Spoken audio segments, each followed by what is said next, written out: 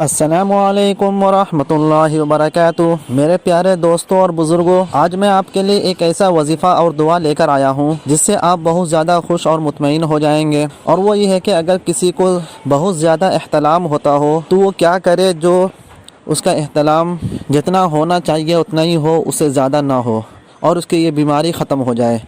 تو چلیے میں آپ کو بتاتا ہوں وہ کون سا عمل ہے جس پر عمل کرنے کی وجہ سے آپ کی یہ بیماری ختم ہو سکتی ہے۔ تو وہ وظیفہ اور عمل یہ ہے کہ اگر کسی کو زیادہ احتلام ہوتا ہو تو اسے چاہیے کہ بستر پر جاتے وقت، یعنی جو عشاء کے بعد سوتے ہیں یا اس سے پہلے جو سوتے ہیں، اس وقت سونے سے پہلے ایک مرتبہ سورہ فاتحہ اور سورہ طارق پڑھ لیا کرے۔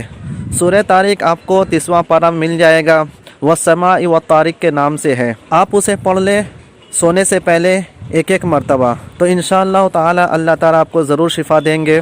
تو دوستو، اگر یہ ویڈیو آپ کو پسند آئی ہو اور اس سے آپ کو فائدہ پہنچا ہو تو اسے آپ دوسرے لوگوں تک پہنچانے کی ضرور کوشش کریں۔ تو چلیے اب دوسرے ویڈیو ملتے ہیں، تب تک کے لیے ہیو اے گڈ ڈے۔